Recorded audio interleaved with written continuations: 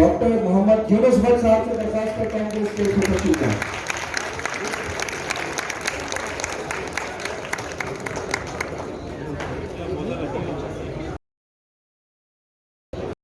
कैसे गुजार रहे? अभी कामरान खान साहब का सेशन आप भी सुन रहे थे, हम भी सुन रहे थे, और वो भी पहली दफा आर्ट्स काउंसिल और वैसे भी किसी प्रोग्राम में इस तरीके से शिरकत की। और आपके लिए भी यही है कि आप भी बहुत कम प्रोग्राम्स में जाते हैं, अनलाइक मीडिया पर्सन हैं, और आपको कैसा लगा आज भी उर्दू कॉन्फ्रेंस का हिस्सा बनना? मैं तो जब यहाँ आया तो ये हुआ कि मेरे वो बहुत सारे दोस्त जिनको लाहौर में रहते हुए मैं 20 साल और 15 साल जिनसे मुलाकात नहीं हुई, तो यहाँ आया तो शाहजी ने वो सब लोग बुलाए हुए थे। तो मुझे बहुत अच्छा लगा कि ऐसी जो तकरीबात होती हैं इसमें हम इस मसरूफ़ दौर में हमें एक दूसरे से मिलने का मौका मिलता है। तो इस पर बहुत जो है अमीर शाह साहब का बहुत जो है वो क्रेडिट है, बहुत बड़ा काम है। नहीं, आपकी मकबूलियत तो वैसे भी आपके लिखने से, आपकी किताबों से, आपके ड्रामों से इतनी ज़्यादा है। मेरा ख्याल है कि हॉल में अगर हम देखें तो बहुत सारे लोग तो शायद आपको पहचाने भी नहीं, क्योंकि आप कभी शोबिस में उस तरीके से होते हुए भी कभी ऑन स्क्रीन अपने आप को दूर रखते हैं ऑन स्क्रीन होने से। तो आज आपको इतने सारे लोगों में, जब से आप दोपहर से आए हैं, लोगों से मुलाकात करके पब्लिक प्रेजेंस में खुद कैसा आप फील कर रहे हैं? मेरा तो ये हाल है कि मैं पहली दफ़ा जब टीवी पे गया तो मेरा ड्रामा जो था मैंने स्क्रिप्ट दिया था, यावर याद से अपना रिकॉर्ड करना था। तो उन्होंने मुझे बताया कि मैंने राइटर से डिस्कस करना है। तो मैं गया तो उन्होंने कहा मुझे देखकर कि चंद जी आपके अब्बा जी नहीं आए। अच्छा। तो मुझे अक्सर होता है कि तकरीब मेरे आज़ाद में हो रही है, मुझे वो एंटर नहीं होने देती। अच्छा, मतलब कोई वाली बात कि किसी को भी आपका अंदाजा नहीं है। शक्ल से जी, बहुत कम पर्सन है। ठीक है। अच्छा सर, ये मुझे बताइए कि पैदाइश आपकी रंजीत सिंह चौहान और रंजीत सिंह साहब के शहर से, पहलवानों का शहर, और एक पहलवान, फिर उसके बाद उनकी सारी चीज़ें। तो आपको ये जो लिखने का सिलसिला हुआ, गुजरांवाला से जो आपका सिलसिला शुरू हुआ, ये आपने किस तरीके से अपने लिए ये रास्ता चुना या कलम ने आपको चुना? गुजरांवाला ऐसा शहर है कि वहाँ बंदा एक दफ़ा पैदा हो जाए तो एक तो उसे बाट होने से कोई नहीं रोक सकता, और दूसरा उसे पहलवान होने से कोई नहीं रोक सकता। और मैं राइटर करना चाहता था, तो मैं अखाड़े गया कि पहलवानी सीख सकूं। तो जो उस्ताद पहलवान था उसने मुझे देखा और उसने कहा तुम्हारी गर्जिश के लिए इतना ही काफ़ी है कि तुम रोजाना 2 कुश्तियां देख लिया करो। तो पहलवान बनने की जो ख्वाहिश थी वो तो दिल में रही। तो हमने सोचा कि फिर पहलवानी वाला काम जो है हम कलम से लेते हैं। सो लिखना पढ़ना शुरू किया। आपकी माशाल्लाह 30 से ज़्यादा तसानीफ आ चुकी हैं, और आप उससे पहले लेकिन कॉलम लिखते थे या किताब आपकी पहले है? मैंने जो लिखना शुरू किया वो तो मैंने बुनियादी तौर पे अपने लिए लिखना शुरू किया। बचपन से ही मुझे जो था मैं रोता नहीं था। तो जब भी डांट पड़ती या मैं किसी को देखता उसके साथ ज्यादती हो रही है तो मैं उस लिखना शुरू कर देता, और जब लिख के अपना लिखा हुआ फाड़ता तो मुझे लगता मैंने काफ़ी रो लिया। सो मैंने बचपन में ही अपने रोने का काम लिखने से शुरू किया।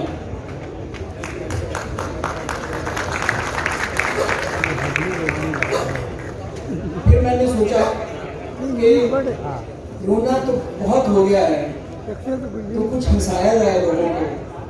इसमें होता है कि बंदा खुद भी खुश रहता है, दूसरों को भी खुश रखता है। बल्कि मेरा जो मज़ाक की तरफ आने का जो है वो भी एक दिलचस्प वाक़या है कि हल्का अदब लाहौर का, वहाँ दोस्तों ने मुझे कह दिया कि आप भी अपनी तहरीर पढ़ो। तो मैं अपनी तरफ से एक संजीदा तहरीर दर्द पे लिख के ले गया। अब अंजुम रवानी साहब उसकी सदारत कर रहे थे, तो मैं वो पढ़ रहा था तो सभी लोग हंस रहे थे और मैं समझ रहा था कि ये मेरा मजाक उड़ा है। और मैं तहरीर ख़त्म करते ही उठ के भागने लगा तो उन्होंने मेरा हाथ पकड़ लिया और उन्होंने कहा कि तुम्हारे अंदर मजाक लिखने की एक नेचुरल एबिलिटी है कि तुम मजाक क्यों नहीं लिखते। तो इसके बीच में ये मेडिकल कहाँ से आ गया फिर? ये वो मेडिकल कॉलेज आप शुरू कर चुके थे या जाने वाले थे? ये वक्त कौन सा है? डॉक्टरी जो थी वो तो इसलिए की थी, डॉक्टरी के मेरी शादी नहीं होती।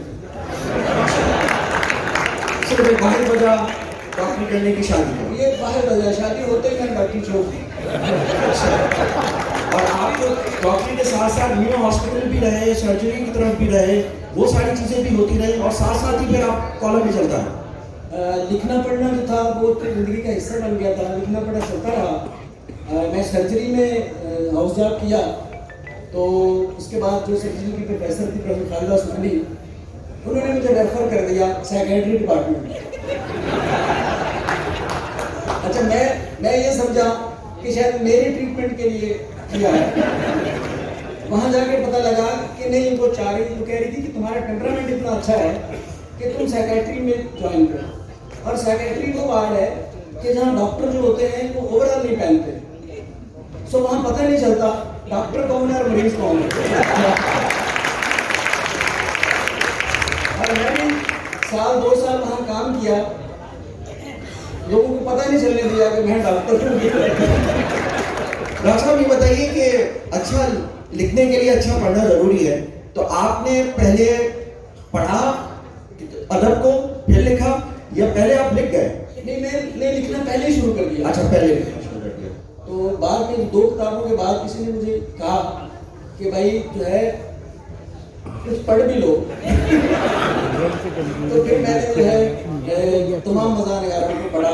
जी, तो उसमें आपने फिर किसको इंस्पिरेशन हो जाती है? अहद यूसुफी कहते हैं कि हम उसमें अहद में जिंदा हैं, तो आपके पास भी वो चीज़ फिर नजर आई या आपको भी कुछ वो वक्त दौर लगा ऐसा?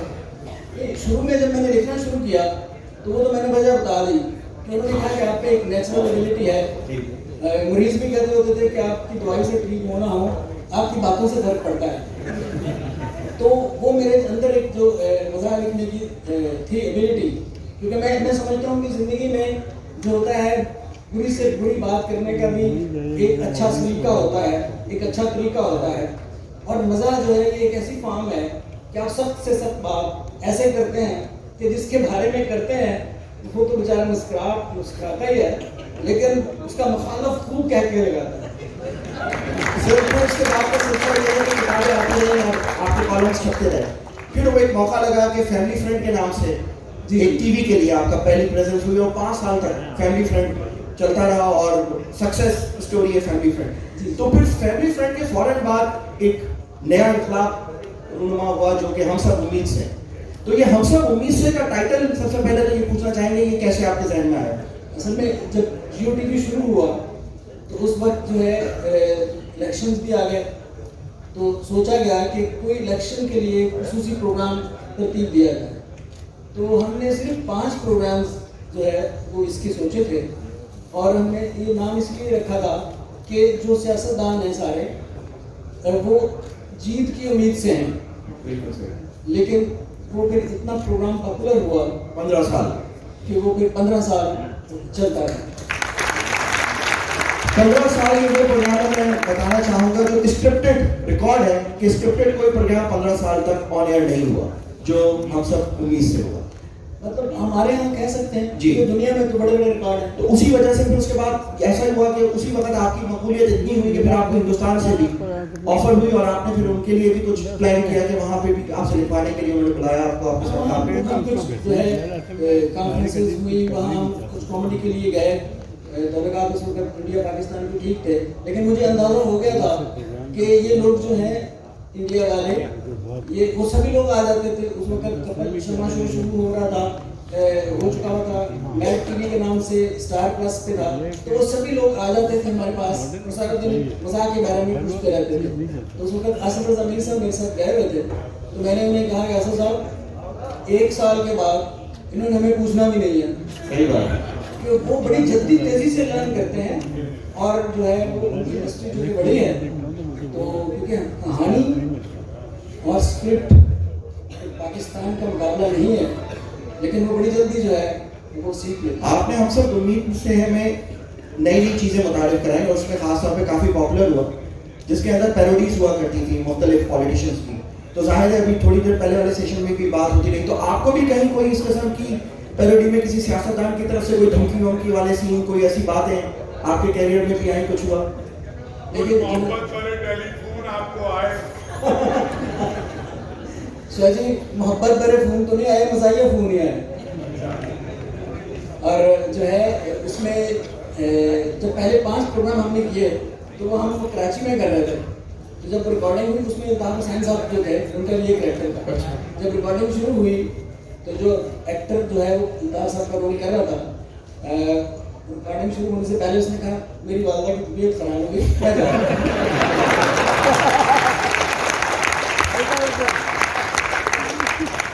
मैंने कहा कोई बात नहीं, टोन टेम्पो बना लेंगे, बैलेंस है, किसी और एक्टर को ले लिया। तो उसके बाद क्रू का एक बंदा उसने कहा मेरी वालदा की तबीयत, हमने कहा कि चलो उसको भी हैंडल कर लेते हैं। तो फिर हमारे डायरेक्टर की वालदा की तबीयत खराब हो गई। तो फिर पहली दफा जब इल्ताफ भाई जो है, फिर मैं जब लाहौर लेके गया प्रोग्राम, तो पहली दफा जो मेरा स्क्रिप्ट उनके था वो बड़ा हिट हुआ। तो पहली दफा उनको लेके आए हम सब एलसीएम में, तो उन्होंने पूछा, उन्होंने उस पर जरा एतराज किया, तो मैंने कहा इल्ताफ भाई ये मैंने नहीं बनाया, आपका ओरिजिनल स्क्रिप्ट लगाया है। वो सारे प्रोग्राम में से सबसे बड़ी गई है।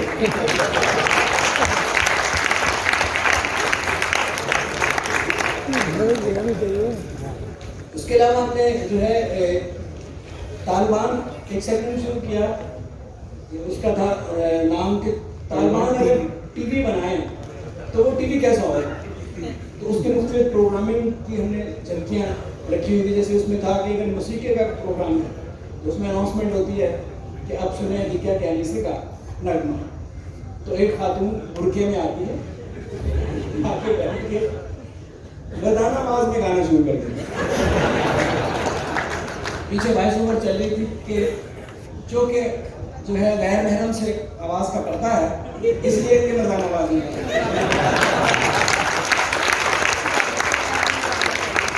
और मोहब्बत किसने दिखाई सियासतदानों में पैरोडीज के मामले में?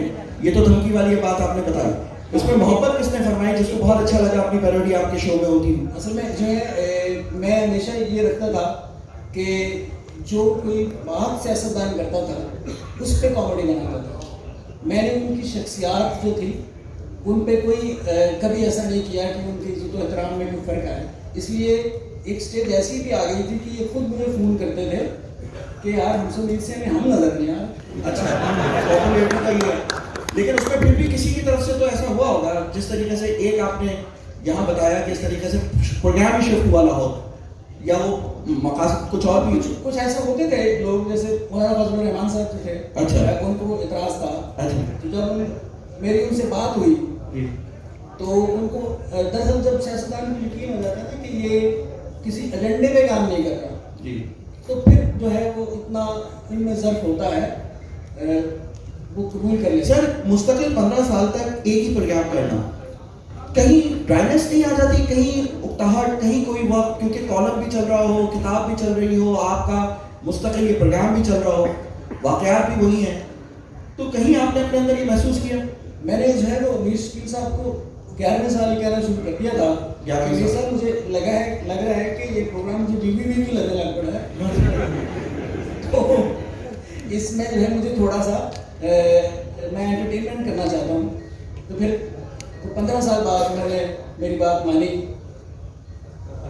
तो इसके दरमियान किताबें भी चलती रही, किताबें भी आती रही इस 15 साल में, या वो 15 साल का सिर्फ वक्फा फिर आपने पूरा का पूरा सिर्फ हम सब उम्मीदें को दिया? नहीं, हम सब इससे एक ऐसा प्रोग्राम था कि शादी में वहाँ आए थे मेरे ऑफिस में, क्योंकि वो करंट इश्यूज पे होता था, तो वो 24 घंटे जो थे हम उसी में ही लगे रहते थे। सही। और वो उसकी प्रोडक्शन देखना, उसके जो है, क्योंकि इसमें एक्टर्स जो थे वो नॉन एक्टर्स नहीं होते थे। हाँ, ये नए बात लोग मैं- होते थे, जी, जी। उनकी तलाश भी करना, फिर उनको एक्टिंग सिखाना, एडिटिंग सिखाना। ये क्या बात है कि आपने बहुत ही ज़्यादा मुस्तनद कॉमेडी एक्टर्स के साथ उस तरीके से उस सेगमेंट पूरे 15 साल में उस तरीके से काम नहीं किया। आपने लोग बनाए, आपने नए लोगों के साथ काम किया। हालांकि उस वक्त बहुत सारे बड़े मशहूर एक्टर एक्ट्रेसेस मौजूद थे जो कि फ़न में और निज़ाम में बहुत अच्छा काम कर रहे थे। तो इसकी कोई ख़ास वजह, इसके पीछे कोई स्ट्रेटजी थी आपकी? मैं समझता हूँ कि जो राइटर होता है, अगर कोई तंजो मजाक का प्रोग्राम है तो हंसाना जो है वो राइटर की जिम्मेदारी है। तो उसके लिए आपको परफॉर्मर्स चाहिए होते हैं, आपको कॉमेडियंस नहीं चाहिए। कॉमेडियंस अगर चाहिए तो फिर आप राइटर नाकाम है, फिर अगर कॉमेडियन। सर ये तक सफर का सिलसिला शुरू हुआ तो जाहिर है इसमें कोई भी तो ऐसा होना भी चाहिए जो आज आपको सारे एहतराम से, इज्जत से, वो दोस्त, वो थड़े के दोस्त, वो गुजरावाला के वो दोस्त आज भी डॉक्टर यूनुस भट्ट को मिस करते हैं या डॉक्टर यूनुस भट्ट उनके लिए अभी भी यूनुस भट्ट है? असल में होता यह है कि हम अपनी जो कामयाबी होती है ना, उसको इतना सवार कर लेते हैं कि हम अपने जो दोस्त हैं उनको एहसास दिलाना शुरू कर देते हैं कि तुम नाकाम हो, इसलिए वो आपसे थोड़े से फासले पे हो जाते हैं। जब आप उनकी अपनी कामयाबी जो है उसको उनको कुछ हिस्सा बनाते हैं और अपने ऊपर सवार नहीं करते, क्योंकि आपकी कामयाबी जो है आपके दोस्तों की नाकामी नहीं है। क्या बात है।